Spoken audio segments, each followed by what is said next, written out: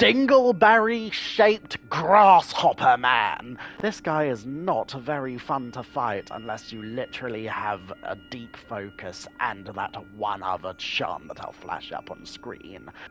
Normal Zote is quite interesting, I would say, because despite same face syndrome to a degree, with the fact that he is just meant to be a mostly regular dude and seemingly not related to the vessel's shenanigans, at the same time, dude has wrinkles and a mouth. He's clearly a grumpy old codger who's just gone out in the world.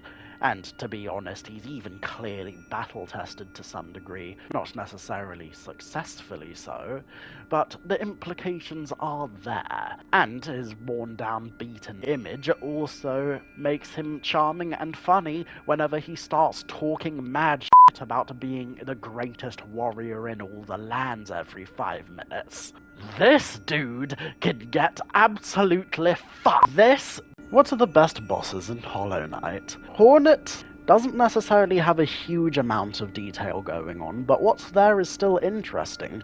For starters, she's wearing a very clearly big shawl that covers most of her body, and this ties in with her essentially being a massive explorer who ends up in places that you wouldn't expect to find her without exploring your damn self. It's also relatively clean and well kept, suggesting that in spite of all of the horrors that go on throughout the dangerous dying world of Hollow Nest, she still manages to trudge through without a huge amount of difficulty.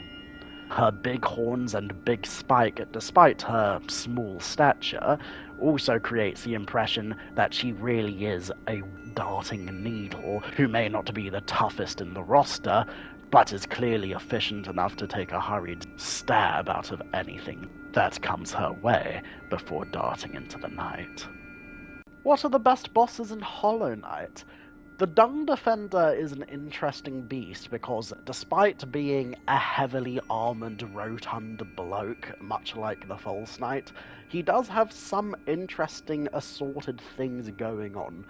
First off, you actually see his face, and look at those big round eyes. You know, he's almost kind of cute in a way. The sort of burgundy red armour also heavily distincts him quite well, and yeah, I'm not gonna lie, the fluff under his unmentionable area is quite cute and funny. Also plays in context with the fact that clearly, despite being tough in his own right, something of a washed-up has-been in terms of, well, I suppose an unwashed-up has-been, but you never know. The White Defender is fine. It's good. It's not horrible in any way, despite just being palette swap. However, I think considering how clearly unkempt the Dung Defender is meant to be, despite essentially being a high-level guard who sort of lost his way, I think they could have done something to maybe make the White Defender a bit more regal other than just still having his pubes out. But other than that, can't really complain, does what it says on the tin.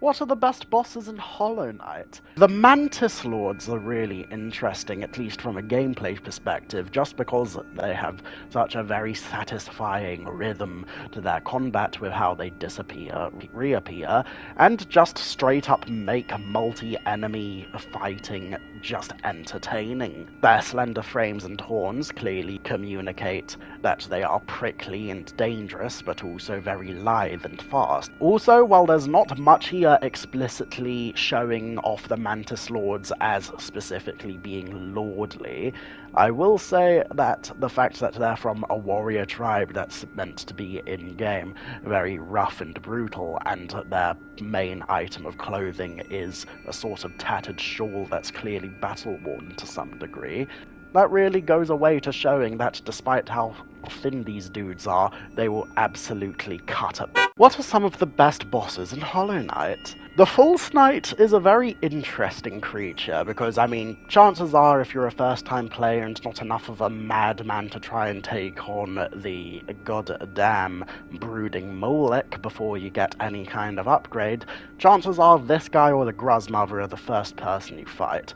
Big guy in armor. Makes sense. Also, False Knight, but you're the Hollow Knight.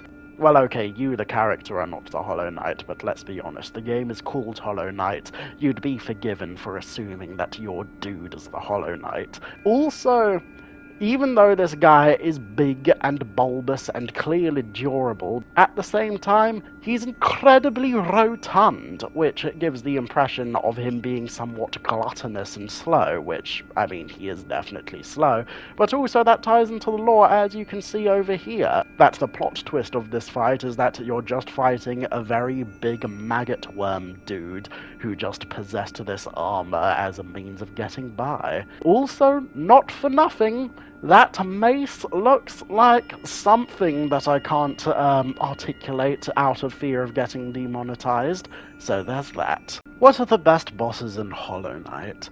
Grim is deceptively simple, in some ways in a good way and otherwise not. He very handily avoids same-face syndrome by his mask clearly being evocative of an Arlecchino or theatre mask. His big eyes are also expressive, and you clearly get the vibe of him being a sort of dark trickster jester purely through his big flowing cape with red accents underneath to ensure that there is certainly more of a violence beyond what is currently visible.